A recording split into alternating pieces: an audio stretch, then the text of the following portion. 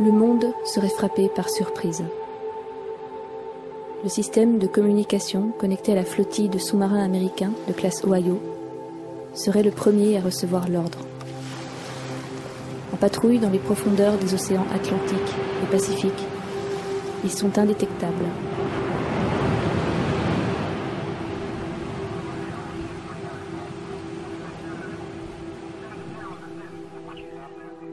Sur les 18 sous-marins, 14 sont équipés de 24 missiles Trident chacun, Trident 1 et Trident 2.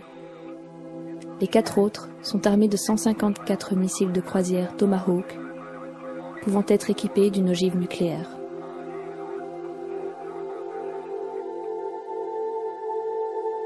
L'ensemble de la flottille représente la moitié de l'arsenal thermonucléaire des États-Unis.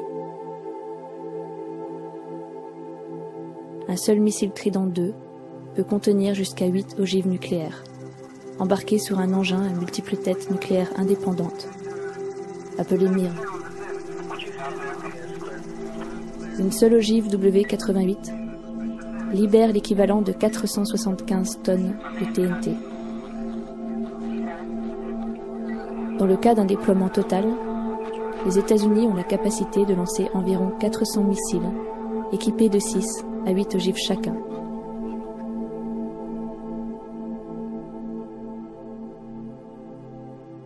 À compter du lancement, il faut moins de 10 minutes au SLBM pour atteindre sa cible, ou tout juste 5 minutes s'il est propulsé sur une trajectoire en dépression.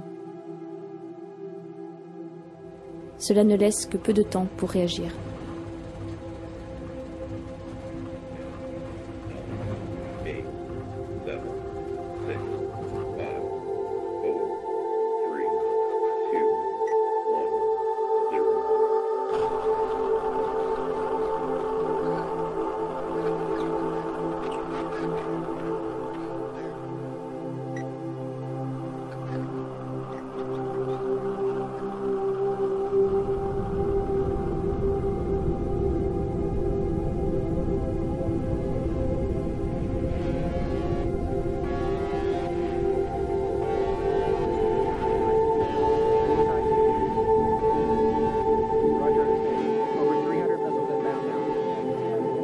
Les premières lignes de radar en Russie, en Chine et ailleurs détecteront immédiatement la pluie de missiles. Ils pourront déterminer leur trajectoire et leur cible. Les minutes se transformeront en secondes. Ce n'est pas un test. Ce n'était pas prévu.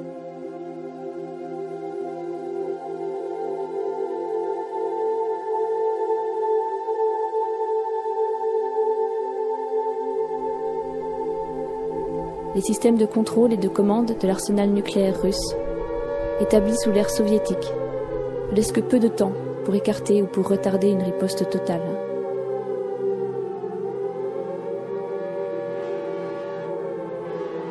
En 50 secondes, le missile atteint le sommet de sa trajectoire au-dessus de l'atmosphère terrestre. Il est à vitesse maximale. Puis son moteur s'arrête. Le dernier étage éjecte les ogives en même temps que les leurs. Au sol, les systèmes radars sont dépassés. Ils ne parviennent pas à les différencier l'un de l'autre. Au moment où ils pénètrent dans l'atmosphère, les leurres brûlent et les ogives entrent dans leur phase terminale.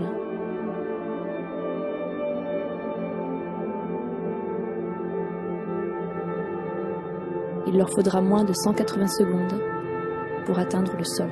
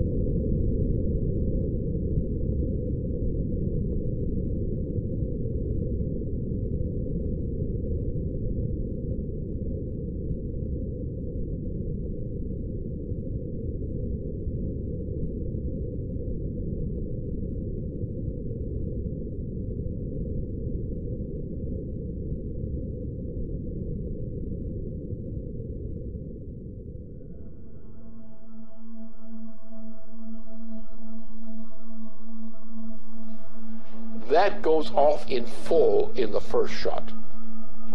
Now you have in the submarines, you have the warheads you have not yet discharged. Those go along the way as a second wave. After that, you're pretty much out of weapons. After which, most everybody is dead.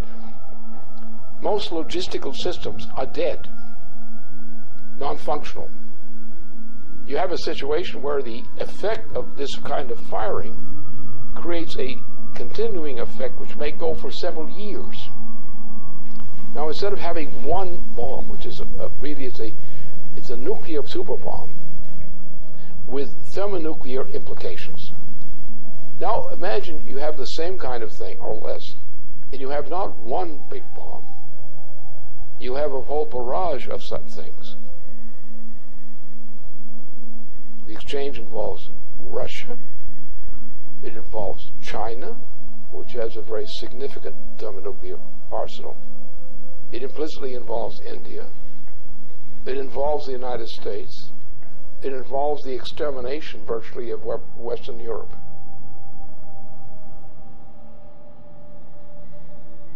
And this is what Obama represents.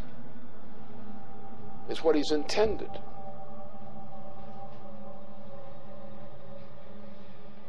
This is the end of civilization.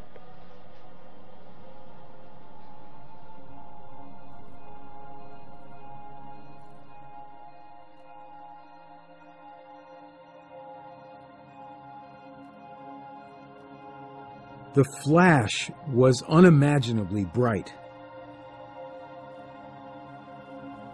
As the rain fell, the wind grew stronger and stronger, and suddenly, probably because of the tremendous convection set up by the blazing city, a whirlwind ripped through the park.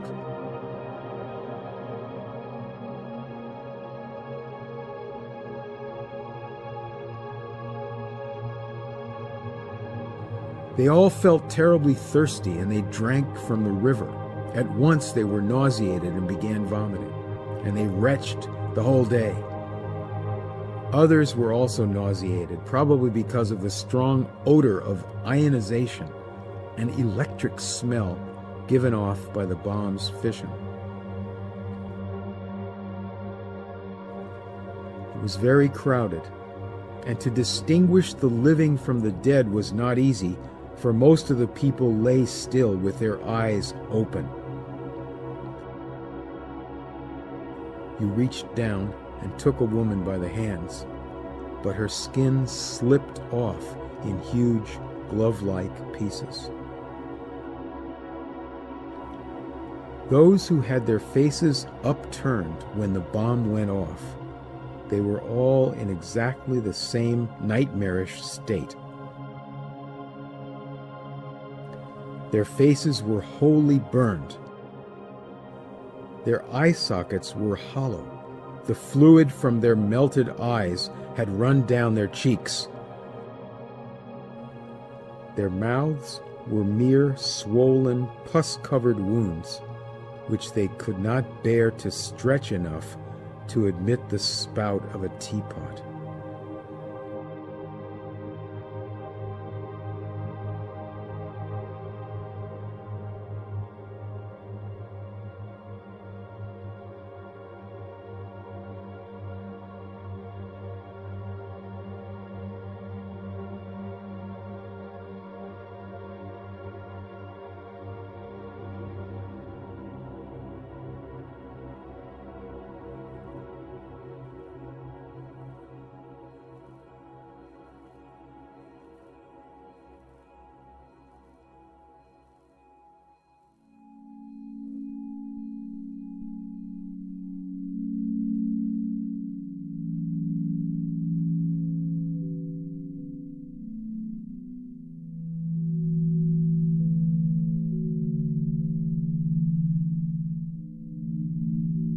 La population mondiale est actuellement de 7 milliards d'individus.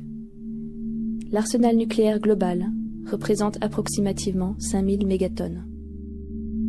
À la suite d'une confrontation nucléaire générale et des pertes immédiates en vie humaine causées par l'impact, ainsi que par la dévastation des territoires alentours, les conséquences sociales, climatiques et environnementales dureraient pendant des années. Les projections de poussière et de fumée provenant des villes en flammes et des autres lieux touchés seraient équivalentes à une éruption volcanique, mais sur une période de temps beaucoup plus longue. Un conflit nucléaire régional mobilisant seulement 0,03% de l'arsenal nucléaire mondial pourrait injecter 1 à 5 millions de tonnes de poussière de carbone dans l'atmosphère.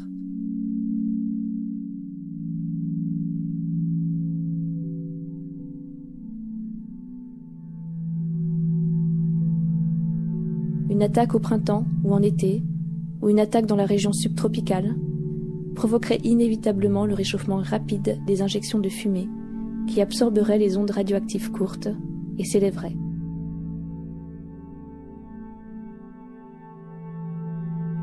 Il ne faudrait qu'une semaine à tout ce qui n'a pas été immédiatement nettoyé par les pluies noires pour atteindre la troposphère et la couche supérieure de la stratosphère et y stationner pendant de nombreuses années.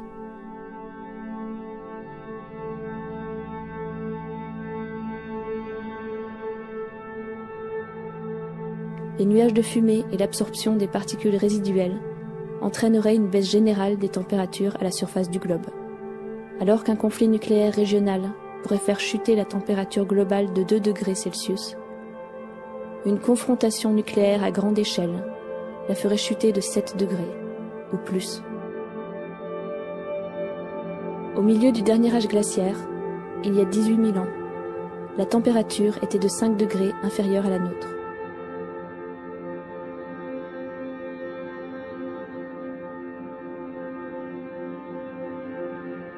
Une baisse de 2 degrés plongera dans la famine des milliards d'êtres humains vivant loin des lieux directement touchés.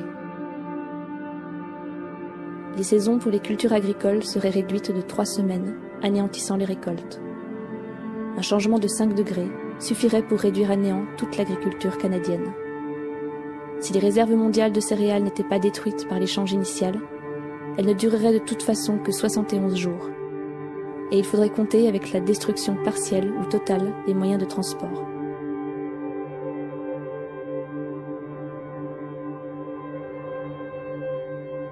Le changement climatique brutal perturberait le cycle hydrologique mondial et l'ensemble des précipitations pourrait décroître de 45%.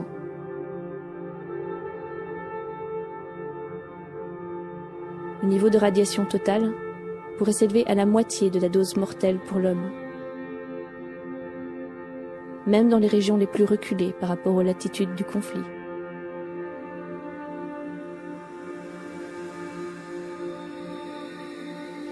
Si des centrales nucléaires, des usines d'enrichissement ou de stockage de déchets étaient balayées, cela aurait un impact à très long terme sur les survivants.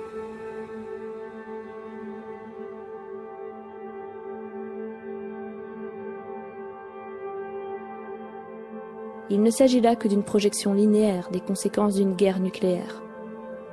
Mais l'on sait que les effets qui ne peuvent pas être calculés sont à peu près aussi importants que ceux que l'on peut prévoir. Dans tous les cas, il y a une très grande incertitude. Depuis 30 ans, de nombreux scientifiques ont essayé, à l'Est comme à l'Ouest, d'estimer les conséquences. Toutes leurs études ont convergé vers cette vision.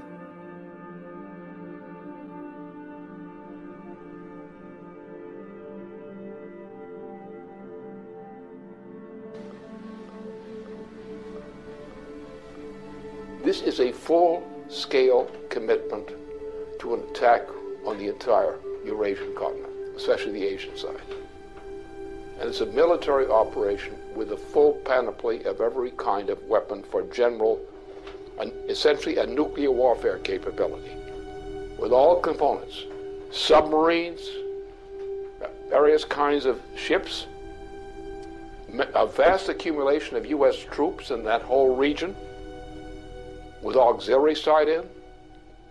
You're looking at World War III. And nothing less than that.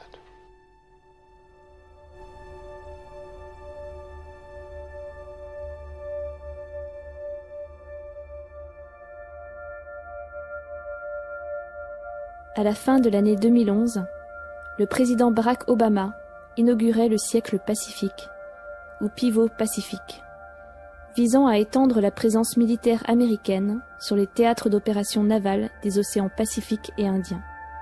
Cette expansion a été perçue comme une tentative de contenir la Chine et d'affaiblir sa souveraineté dans la région par une présence accrue à ses frontières.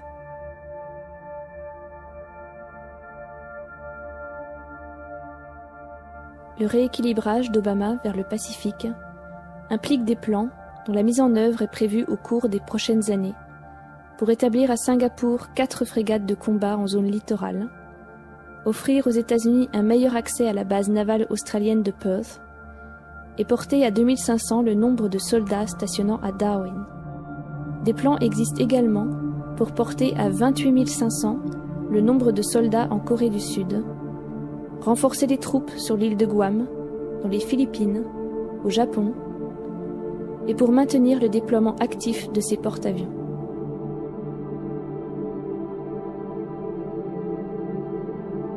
La Chine a répondu à cette présence accrue des États-Unis dans le Pacifique par la stratégie anti-accès, visant à maintenir ses adversaires hors des territoires stratégiques longeant la frontière chinoise, particulièrement en mer de Chine orientale.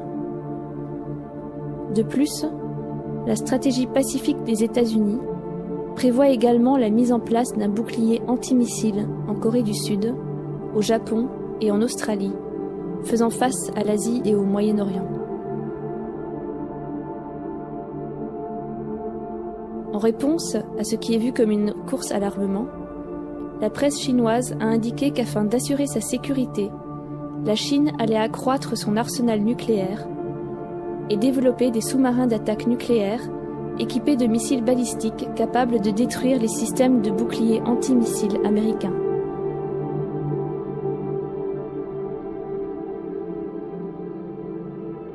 Plus tard, au cours du printemps 2012, plusieurs avertissements ont été lancés sur le fait qu'un tel système antimissile forcerait la Chine à changer sa politique nucléaire traditionnelle. Si elle était menacée, elle pourrait revoir sa politique qui exclut toute première frappe et considérer l'éventualité d'une attaque nucléaire. We've begun a review that will identify our most important strategic interests and guide our defense priorities and spending over the coming decade. So here's what this region must know. As we end today's wars, I have directed my national security team to make our presence and mission in the Asia-Pacific a top priority. As a result, reductions in U.S. defense spending will not, I repeat, will not come at the expense of the Asia-Pacific. My guidance is clear. As we plan and budget for the future, we will allocate the resources necessary to maintain our strong military presence in this region.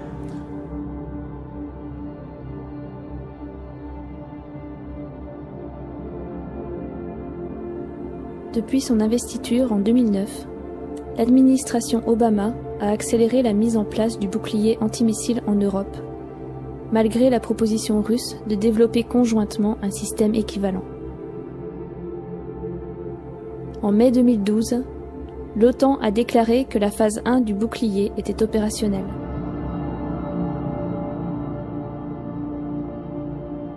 La phase 1 inclut le déploiement de systèmes de défense contre les missiles balistiques le long de la frontière russe.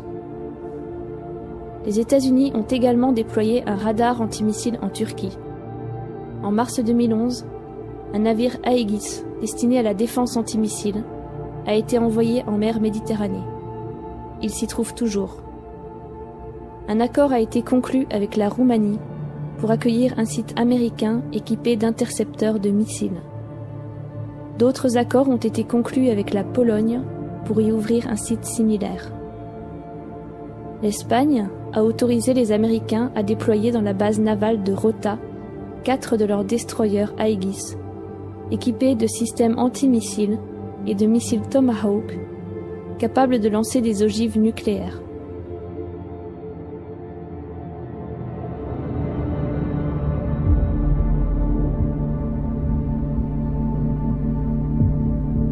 En réponse à l'inauguration de la phase 1, Nikolai Makarov, le chef d'état-major des forces armées russes, a averti que bien que la coopération entre la Russie et les États-Unis pour un système antimissile commun était une option tout à fait envisageable, la construction d'un bouclier antimissile aux frontières de la Russie était perçue comme une provocation et une atteinte à la sécurité russe.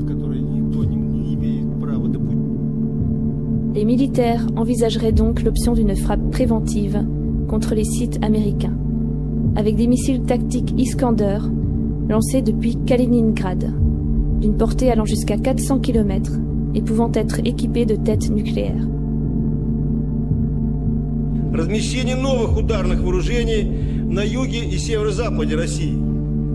Для огневого поражения комплексов противоракетной обороны, включая развертывание ракетного комплекса «Искандер» в Калининградской области, представляет собой один из возможных вариантов разрушения инфраструктуры ПРО в Европе. С учетом дестабилизирующего характера системы ПРО, а именно создание иллюзии нанесения безнаказанного разоружающего удара, принятие решения об упреждающем применении имеющихся средств поражения будет приниматься в период обострения обстановки.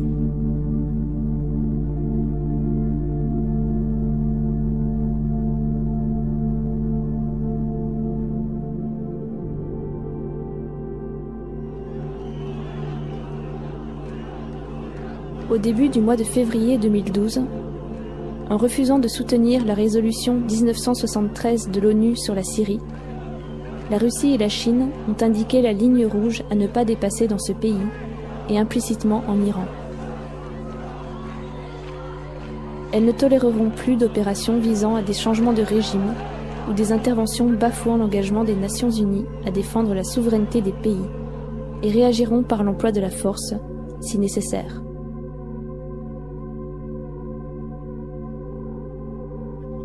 На те параметры, которые прописаны в этом договоре. Одновременно будет развернута очень широкая работа к тем, чтобы все страны или весь ядерный клуб, который очень обширен сейчас, подключились к этому договору. Мы понимаем, что так нельзя. Я уже не говорю, что в какой-нибудь момент такие действия, которые подрывают государственный суверенитет, могут закончиться вполне себе такой полноценной региональной войной. И даже, никого не хочу пугать, с применением ядерного оружия.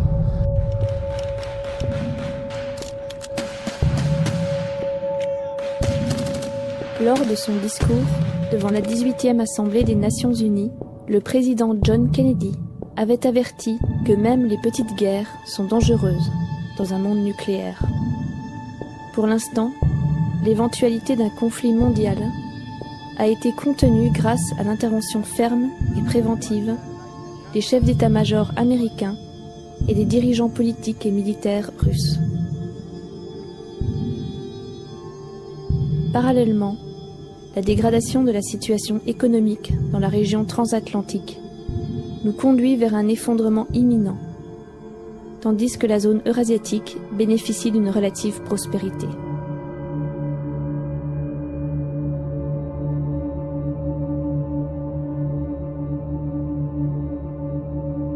Suite aux mesures hyperinflationnistes mises en place en 2008 et continuées sans relâche jusqu'à aujourd'hui, le système économique transatlantique est dans un tel état de ruine qu'il n'est même plus possible de maintenir l'apparence du pouvoir économique qu'il avait 30 ans auparavant.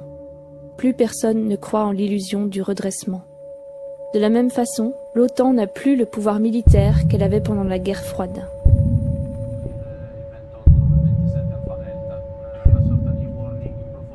Seuls le Royaume-Uni, la France et les États-Unis, sur l'ensemble des pays membres de l'OTAN, possèdent un arsenal nucléaire.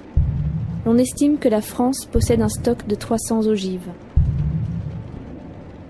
la Grande-Bretagne 225, dont 160 têtes nucléaires actives.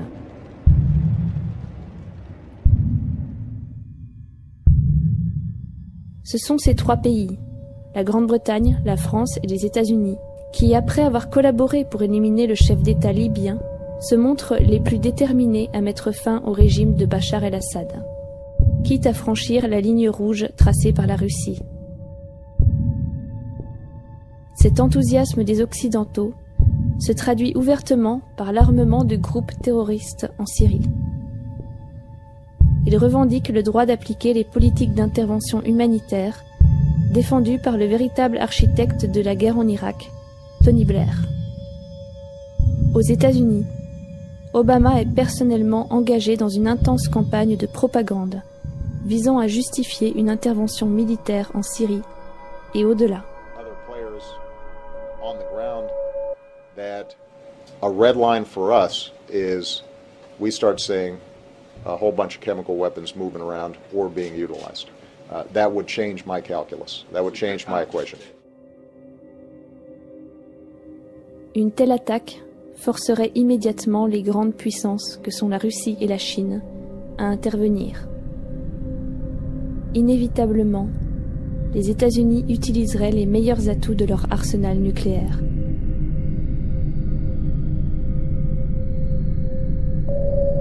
The trajectory of a ballistic missile launched from the Pacific Ocean or Atlantic Ocean, the normal patrol areas of the Ohio-class submarine, would most likely cross China or Russia, assuming the target to be somewhere in the Middle East or Asia in general. This has two significant implications.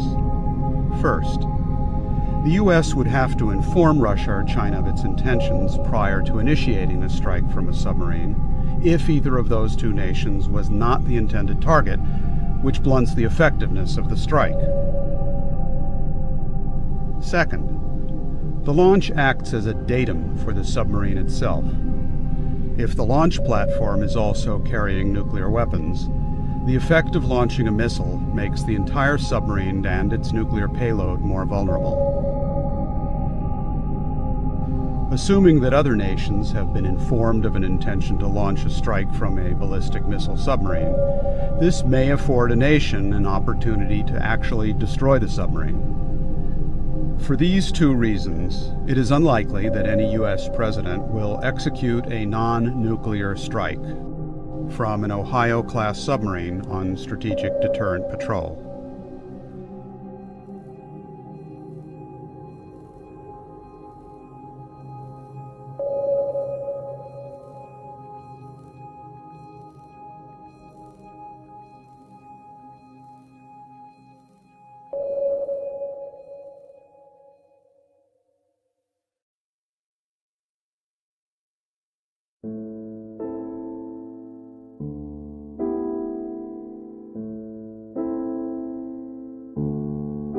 En août 1983, se tenait à Erice, en Italie, une conférence sur les moyens technologiques pour bâtir la paix.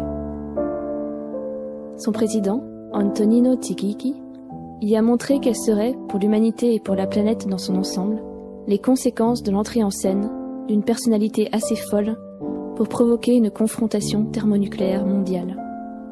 Il rappela que l'histoire n'a jamais manqué de fous. Tôt ou tard, dans 10, 20 ou peut-être 100 ans, un fou émergera. Et quand ce fou entrera en scène, l'humanité subira la perte de centaines de millions de vies. 50% de la couche d'ozone sera détruite. La température moyenne de la planète chutera d'au moins 7 degrés. Et une très forte radioactivité empoisonnera l'atmosphère.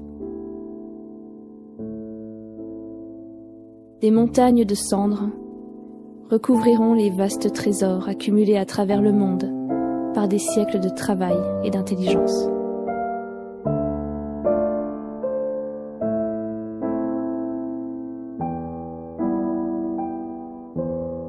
En matière de guerre thermonucléaire, la décision ultime repose sur la personnalité des chefs d'État impliqués.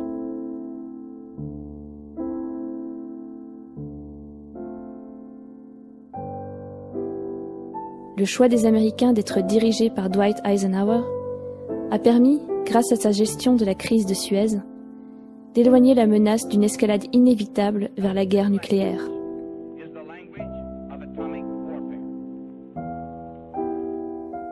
Avec John Kennedy comme commandant en chef, les Américains ont désigné une personnalité dévouée au progrès et à la paix. Et c'est ce qui a guidé sa main dans les négociations avec Nikita Khrouchtchev, lors de la crise des missiles de Cuba, puis à Berlin, aboutissant à un accord interdisant les essais nucléaires atmosphériques.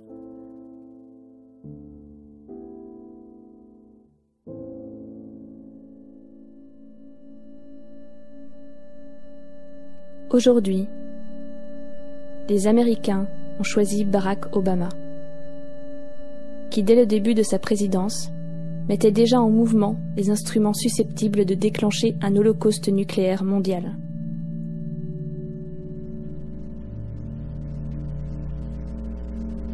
Obama, on his part, is clinically insane. His state of mind, as manifest, is that of a clinically insane person. And it's a clinical insanity of the Nero type. So therefore, he is in a mood and on a road toward his own self-annihilation, whether as a personality or even more drastic measures.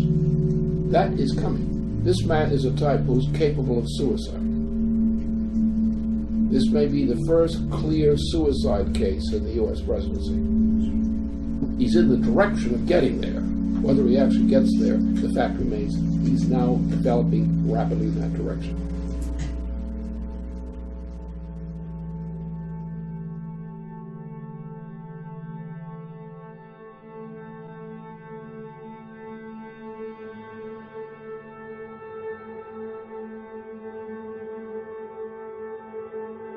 Le peuple américain se rendra bientôt dans les urnes pour élire le prochain président des États-Unis. Des estimations et des rapports récents montrent que le déploiement de l'arsenal militaire américain, en particulier naval, atteindra son niveau maximum dans les prochains mois, avant que n'intervienne la fin de certaines missions ou les coupes de budget pour d'autres.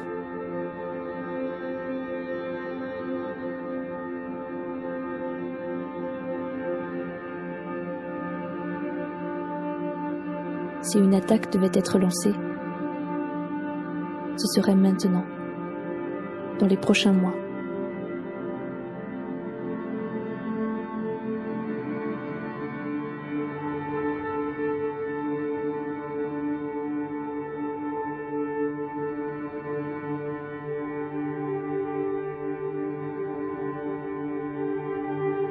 Si une attaque devait être empêchée, ce serait maintenant.